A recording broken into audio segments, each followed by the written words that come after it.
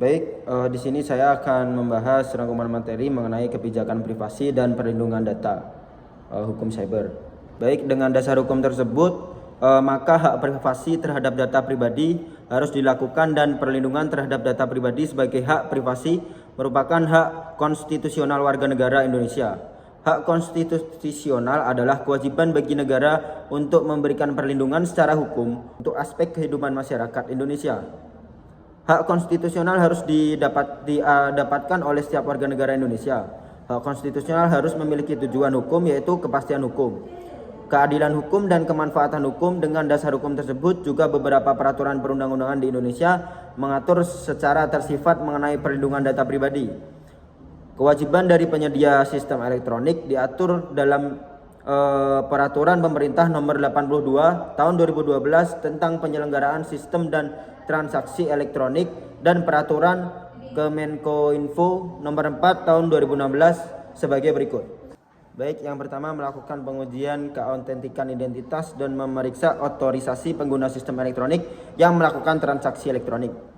Dan yang kedua, memiliki dan melaksanakan kebijakan dan prosedur untuk mengambil tindakan jika terdapat indikasi terjadi pencurian data.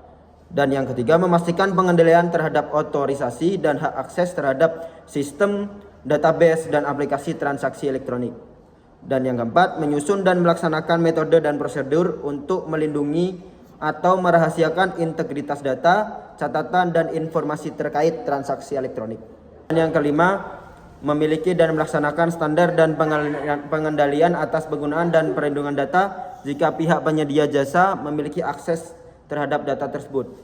Dan yang keenam, memiliki rencana keberlangsungan bisnis termasuk rencana kontingensi yang efektif untuk memastikan tersedianya sistem dan jasa transaksi elektronik secara berkesinambungan dan memiliki prosedur penanganan kejadian tak terduga yang cepat dan tepat untuk mengurangi dampak suatu insiden penipuan dan kegagalan sistem elektronik.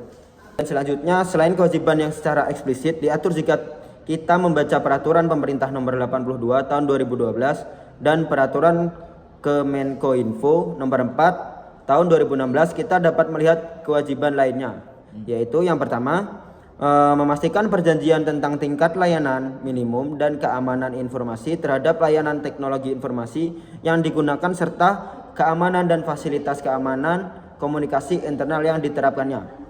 Dan yang kedua, melindungi dan memastikan privasi dan perlindungan data pribadi pengguna. Dan yang ketiga, memastikan penggunanya yang sah dan pengungkapan data pribadi. Dan yang keempat, menyediakan pusat data dan pusat pemulihan bencana untuk penyedia sistem elektronik untuk layanan publik. Dan yang terakhir, memberikan catatan audit tentang semua penyediaan kegiatan sistem elektronik, memberikan informasi dalam sistem elektronik berdasarkan permintaan yang sah dan penyidik untuk kejahatan tertentu. Di sektor telekomunikasi, pasal 19 Peraturan Menteri Komunikasi dan Informatika tentang keamanan dan pemanfaatan jaringan telekomunikasi berbasis protokol internet sebagaimana di amandemen juga menyediakan bahwa penyedia layanan telekomunikasi bertanggung jawab atas penyimpanan data karena kewajibannya untuk mencatat file lognya setidaknya selama 3 bulan. Peraturan Pemerintah Nomor 82 Tahun 2012 tentang penyelenggaraan sistem dan transaksi elektronik menyatakan bahwa penyedia sistem elektronik harus memberikan pemberitahuan tertulis kepada pemilik data pribadi setelah kegagalannya melindungi data pribadi. Dan pasal 20 ayat 3 PP Nomor 82 Tahun 2012 tentang penyelenggaraan sistem dan transaksi elektronik menyatakan bahwa penyedia sistem elektronik harus melakukan upaya terbaik untuk melindungi data pribadi dan untuk segera melaporkan kegagalan atau gangguan sistem serius atau gangguan kepada pejabat penegak hukum atau otoritas pengawas dan pengatur sektor terkait pasal 25 ayat 2 Peraturan Kemenkominfo Nomor 4 Tahun 2016. Peraturan mengatur bahwa pemberitahuan tertulis kepada pemilik data pribadi diperlukan jika ada kegagalan dalam melindungi kerahasiaan data pribadi dalam sistem elektronik. Di Indonesia, sanksi untuk pelanggaran privasi data ditemukan di bawah undang-undang yang relevan dan pada dasarnya adalah denda. Penjara dapat dijatuhkan dalam kasus yang berat seperti dalam hal terjadi pelanggaran yang disengaja. Undang-Undang Nomor 19 Tahun 2016 tentang perubahan atas Undang-Undang Nomor 11 Tahun 2008 tentang informasi dan transaksi elektronik UU ITE mengatur pelanggaran privasi pada pasal 30 ayat 1, 2 dan 3, sedangkan sanksi pidana untuk pelanggaran pada pasal 30 ayat 1, 2 dan 3 terdapat pada pasal 46 ayat 1, 2 dan 3. Dan UU ITE dan amandemen UU ITE memberikan hukuman pidana mulai dari denda 600 juta hingga 800 juta dan hukuman penjara 6 hingga 8 tahun untuk akses tidak sah.